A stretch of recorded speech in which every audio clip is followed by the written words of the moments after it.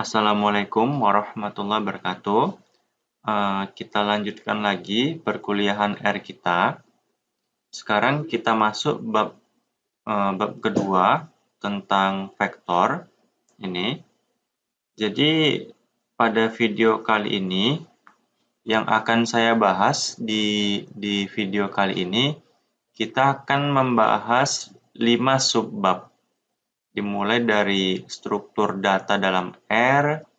Kemudian kita coba berkenalan dengan vektor atomik atau atomic vector, membuat vektor atomik dan menampilkan nilai yang tersimpan dalam vektor atomik, sampai saya akan jelaskan bagaimana cara mengganti elemen atau anggota pada vektor atomik. Nah, teman-teman, di akhir sesi video ini, itu saya memberikan soal untuk subbab 21 sama soal untuk subbab 22 sampai subbab 2.5. Saya buat soal ini dengan maksud untuk meningkatkan pemahaman teman-teman. Nah, bahan e-book ini teman-teman sebenarnya bisa download gratis di website www.startcombat.com. Teman-teman bisa download di sini, atau nanti link downloadnya saya letakkan di bagian deskripsi video ini. Oke ya, sekarang kita langsung masuk aja di bab kedua tentang vektor. Yang akan kita bahas pertama, struktur data dalam R. Jadi ini saya mengutip beberapa isi buku dari Norman Martloff sama Hadley Wickham. Jadi dari pernyataan mereka saya ringkas seperti ini. Jadi teman-teman, di dalam R itu ada beberapa jenis struktur data. Nah, ya, dalam R itu ada beberapa jenis struktur data. Nah, struktur data dalam R itu dapat dibedakan berdasarkan dimensinya. Ya. Jadi, struktur data dalam R juga dapat dibedakan kesamaan jenis data yang disimpan. Nah, ini ya, kita bisa lihat nih. Ini pernyataan yang saya kutip dari Hadley Wickham. Jadi, struktur data itu ada yang 1 dimensi, ada yang 2 dimensi, ada yang n dimensi, seperti itu. Jadi dalam R, contoh struktur data yang 1 dimensi itu bisa seperti vektor atomic vector atau vektor atomik dan list. Jadi dalam R ada struktur data namanya vektor atomik dan list, di mana struktur data atomic vector dan struktur data list itu 1 dimensi. Nah, paham ya? Kemudian ada juga struktur data yang 2 dimensi. Contohnya dalam R, struktur data yang 2 dimensi contohnya matriks sama data frame. Ya, itu dia. Ini berdasarkan dimensinya. Kalau berdimensi n itu namanya array ya, seperti itu. Nah, tadi kan berdasarkan dimensi. Bisa juga kita membedakannya berdasarkan homogen ya, keragamannya gitu.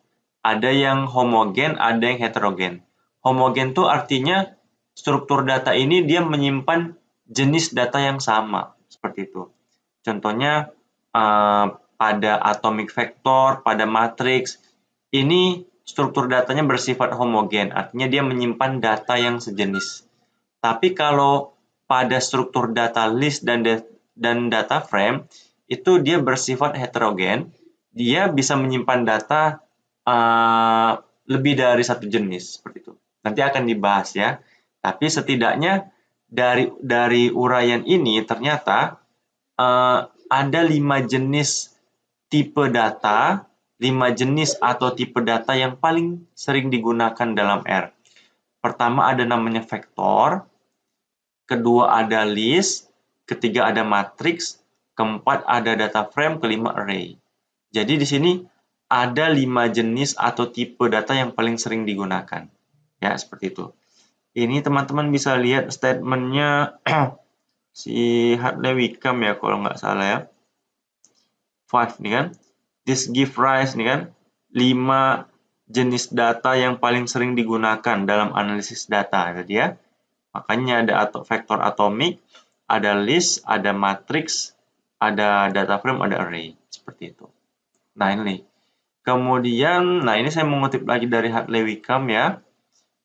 Sama Norman Matlock seperti ini. Jadi, berdasarkan uraian di atas, ternyata struktur data yang paling dasar, yang paling basic dalam R, itu namanya vektor. Jadi vektor ini merupakan struktur data yang paling basic atau paling dasar di R. Nah, vektor sendiri itu dia punya dua jenis. Jenis yang pertama ada namanya vektor atomik, yang kedua ada namanya list. Jadi vektor atomik sama list ini dua-duanya vektor, ya. Cuman vektor itu ada dua jenis. Jenis yang pertama vektor atomik, yang kedua list. Nah, baru sekarang kita mulai ngebahas satu persatu struktur datanya. Yang akan kita bahas pertama adalah kita coba berkenalan dengan vektor atomik. Jadi, vektor atomik ini yang paling basic lah, yang paling basic dan paling penting dipahami. Jadi, sekarang kita masuk ke dua-dua ya, berkenalan dengan vektor atomik atau atomic vector. Bagaimana cara kita membuat vektor atomik dan menampilkan nilai yang tersimpan dalam vektor atomik. Nah, sekarang kita coba mulai bekerja di R notebook dulu. Ya, kita ingat kita bekerja di R notebook seperti ini ya. Oke, kita buat lingkungan R-nya dulu seperti ini. Nah, sekarang kita sudah bekerja di lingkungan R notebook seperti ini. Jadi, nah sekarang coba kita buat perintah R seperti ini ya. Kita coba tuliskan dulu di sini ya. Nanti kita pindahkan. X, itu kan. C, di sini ada 4, 5, 1, 2, 5, X. Nah, ini coba kita copy, kita pindahkan di sini. Nah, ini dia ya. Jadi, kalau kita eksekusi, tekan tombol ini untuk mengeksekusi perintah R-nya, ini namanya perintah R. Di dalam lingkungan ini namanya perintah R. Jadi perintah R ini coba kita eksekusi. Nah, ini hasilnya seperti ini. Ya, seperti itu. Jadi, ada yang perlu saya jelaskan dari perintah R. Di sini ada tanda ini ya. Ini namanya operator. Ya, tanda ini namanya operator. Ya, ini merupakan namanya itu operator penugasan standar. Ya, jadi ini namanya operator penugasan standar. Anda juga dapat menggunakan sama dengan. Sebenarnya kita juga bisa menggunakan sama dengan. Nah, ini dia. Muncul juga hasilnya seperti ini. Tapi operator penugasan standar itu dia bentuknya seperti ini. Ya, seperti itu dia. Oke. Kemudian, nah, apa arti dari perintah R ini? Apa artinya? Itu artinya menugaskan bilangan 4, 5, 1, 25, menugaskan bilangan 4, 5, 1, 25 ke vektor atomik dengan nama X. Jadi kalau bahasa mudahnya, bilangan 4, 5, 1, 25 ditugaskan ke vektor atomik X. Atau bahasa mudahnya, vektor atomik X menyimpan nilai 4, 5, 1, 25. Seperti itu. Nah, selanjutnya, perintah R yang X ini, perintah R yang ini, yang hanya X, itu artinya menampilkan nilai-nilai atau elemen-elemen atau anggota-anggota yang ada di dalam vektor X. Makanya muncul hasilnya ini sebagai eksekusi dari perintah yang X ini. Jadi kalau ininya dihapus, maka nggak akan muncul. Nah, supaya nilainya tampil, maka kita buat X. Nah, seperti itu. Paham ya? Sampai sini. Oke. Nah, jadi di sini teman-teman ada tanda ini. Nah, ini dia. Tanda ini. Nah, itu. Apa artinya? Tanda ini itu perhatikan bahwa output dari hasil eksekusi perintah R itu ditandai dengan tanda ini dia. Jadi teman-teman, di depan tanda ini, itu namanya hasil dari eksekusi perintah R. Jadi ini perintah R-nya, kalau dieksekusi, nah ini hasil dari perintah R-nya. Seperti itu, ya. Oke, kita lanjut lagi, coba kita buat vektor seperti ini, agak panjang ya. Saya sudah siapkan sih, ini dia kodenya, tinggal kita copy aja ya. Kita copy, kita pindahkan di sini. Nah, ini dia. Ini kita ginikan aja dulu. Nah, nah nih. Ya, kita eksekusi. Nah, itu dia. Lihat, di sini ada ini ada 1, ini ada 14. Apa maksudnya? Nah, itu kan apa maksudnya? Kita lihat dulu ya di sini. Nah, sekarang fokus dulu ke perintah R yang ini. Perintah R yang satu baris ini artinya bilangan 7, 8, ini kan? 7, 8, 5, 4 sampai 3 itu ditugaskan ke vektor atomik dengan nama Y. Kemudian perintah R yang Y ini aja artinya menampilkan nilai-nilai yang disimpan di dalam vektor atomik Y. Seperti itu dia. Paham ya? Nah, yang menjadi perhatian menarik di sini, ini sebenarnya sih ada hasil 1, ada hasil 14. Apa maksudnya? Jadi, ini hasil untuk baris yang ini itu dimulai dari indeks yang pertama. 7, 1, 2, 3, 4, 5, 6, 7, 8, 9, 10, 11, 12, 13. Nah, di sini ini mulai dari yang hasil yang di indeks 14. Nah, paham ya kenapa 14 ya? Seperti itu dia. Oke. Nah, teman-teman, sekarang ada dalam R namanya fungsi type of. Apa sih kegunaan fungsi type of? Kegunaannya untuk mengetahui jenis data pada vektor atomik. Nah, itu dia. Kegunaan fungsi type of untuk mengetahui jenis data pada vektor atomik. Seperti itu. Jadi, teman-teman, saya sudah buat kodenya juga di sini. Ini saya copy, misalkan. Saya pindahkan di sini ya, kodenya. Ya. Kita pindahkan di sini. Nah, ini dia. Jadi, kalau kita eksekusi, nah, ternyata vektor atomik X kan menyimpan 4, 5, 1, 2, 5. Nah, data yang disimpan ini jenisnya itu namanya double. Nah, type of itu untuk mengetahui jenis data yang disimpan pada vektor atomik. Selain daripada itu, coba kita copy yang kedua. Nah, ini coba. Menarik nih yang ini. Nah, kita lihat di sini mangga, apel, jeruk itu disimpan atau ditugaskan ke dalam vektor bernama buah.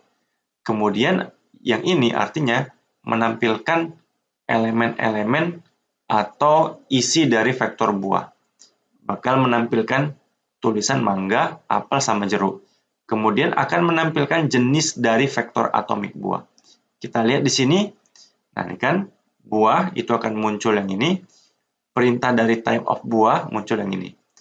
Jadi, karena datanya ini string, datanya ini karakter. Karakter itu dia diapit oleh tanda petik ganda. Jadi mangga, apel, jeruk itu datanya jenisnya itu karakter. Karena apa? Karena diapit tanda petik ganda. Seperti itu. Kemudian ada lagi vektor seperti ini. Ini contoh yang selanjutnya. Di sini. Nah, di sini kita membuat vektor ya. Vektor bernama kebenaran, di mana nilainya itu true, false, true, true. Jadi, true sama false ini nilai kebenaran namanya. Kemudian ini menampilkan nilai vektor atomik kebenaran. Kemudian kita ingin tahu jenis data yang disimpan dari vektor atomik kebenaran. Kita lihat, kita eksekusi, ternyata jenis data yang disimpan pada vektor atomik kebenaran adalah logika. Kenapa logika? True sama false ini termasuk jenisnya logika.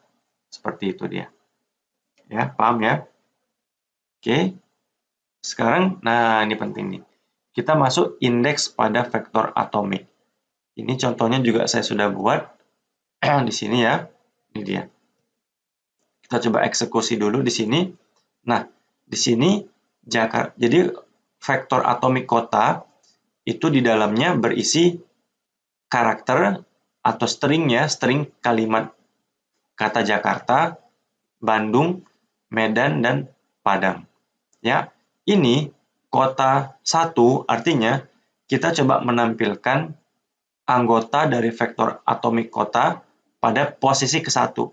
Ini posisi kedua, posisi ketiga, posisi keempat. Kalau dieksekusi, blim. Nah, itu dia. Jadi Jakarta ini kan dia posisi ke-1. Bandung posisi kedua. Medan posisi ketiga. Padang posisi keempat. Maka muncul seperti ini. Ya. Kalau kita buat misalkan lagi kota, kita mau menampilkan posisi 1 sama posisi 3. Ini 1,3. Nah, artinya, tuh kan, ini artinya apa? Kita menampilkan anggota dari vektor atomik kota pada posisi 1 dan 3, yakni Jakarta dan Medan. Kalau kita buat misalkan 4 dan 2, berarti posisi 4-nya Padang, posisi keduanya Bandung. Berarti Padang dan Bandung. Nah, kan Padang dan Bandung. Seperti itu ya. Jadi kita mengakses anggota dari vektor atomik berdasarkan indeksnya. Ini indeksnya, seperti itu. Dan kita ketahui bahwa indeks pada vektor atomik itu dimulai dari posisi ke-1. Ini posisi ke-1. Dia dimulai dari posisi ke-1. Seperti itu. Nah, kemudian kita coba mengganti anggota pada vektor atomik. Di sini udah ada contohnya. Nah, ini dia. Kita coba copy, coba paste di bawahnya di sini. Nah, di sini kita coba lihat ya. Jadi vektor atomik A itu isinya 2, min 5, 10, 8, min 20. Nah, ini artinya yang baris yang kedua ini kita coba menampilkan bilangan-bilangan yang ada pada vektor atomik A. Maka akan muncul hasilnya, kalau saya tulis sendiri, hasilnya 2, min 5, 10, 8, sama min 20. Ini masih yang baris kedua. Nah, ternyata di baris ketiga, kita coba mengakses anggota dari vektor atomik A pada posisi ketiga, siapa? 10, kita ganti dengan min 1000. Kemudian ditampilin lagi. Maka akan muncul hasilnya seperti ini. Min 2, min 5. Nah, yang posisi ketiga A-nya bukan lagi 10, tapi di sini min 1000, baru 8, baru min 20. Coba kita eksekusi. Nah, benar kan? 2, min 5, 10, 8, 20. Oh, di sini, sorry, bukan min 2, sini 2. 2, min 5. Nah, di sini bukan lagi 10, tapi dia min 1000, karena sudah diganti di sini. Seperti itu. Kita lanjut lagi. Yang ini kodenya juga sudah saya siapkan. Ada di sini. Nah, ini dia. Ya. Nah, ini agak menjebak nih, hati-hati. Oke, untuk yang ini, nah, coba lihat. Jadi vektor atomik B menyimpan nilai 1, 6, min 2, 5, 1. Ini artinya menampilkan nilai yang ada pada vektor atomik B. Jadi hasil yang pertama 1, 6, min 2, 5, 1. Oke, nah, vektor atomik D menyimpan 5, 5, 1. Jadi kalau dieksekusi D-nya itu akan muncul 5, 5, 1. Nah, menariknya di E. Nah, E itu akan menyimpan nilai pada vektor atomik B pada posisi 3 dan 1, dan menyimpan nilai pada vektor atomik D pada posisi ke-1. Nah, ini kalau kita terjemahkan E, kita lihat C kurung, ini kan artinya kita ganti dulu nih. Ini kan pada anggota dari vektor atomik B pada posisi 3 dan 1. Posisi 3-nya siapa? Posisi 3-nya min 2. Posisi 1-nya siapa? Posisi 1-nya 1. Ya, seperti itu. Kemudian, di sini anggota vektor atomik D pada posisi ke-1. Ini 5. Maka jawabannya ini. Maka jawaban yang ketiga ini adalah di sini anggota dari vektor atomik E min 2, 1, 5. Coba kita eksekusi. Apakah benar? 1, 6, min 2, 5, 1 sama 5, 5, 1 sama min 2, 1, 5. Oke, sama. Kayaknya sudah habis ya materinya ya. Sehingga untuk meningkatkan pemahaman teman-teman, ini saya beri soal. Teman-teman harus bisa jawab soal untuk subbab 2.1. Coba teman-teman jawab. Coba jawab di kolom komentar dari video ini. Nanti saya koreksi. Nah, untuk subbab 22 sampai 25 juga sudah saya buat soalnya. Tolong dijawab juga untuk meningkatkan pemahaman teman-teman. Jawab di kolom komentar, nanti saya koreksi. Oke teman-teman, semoga bermanfaat ya. Mohon maaf atas segala kekurangan. Assalamualaikum warahmatullahi wabarakatuh.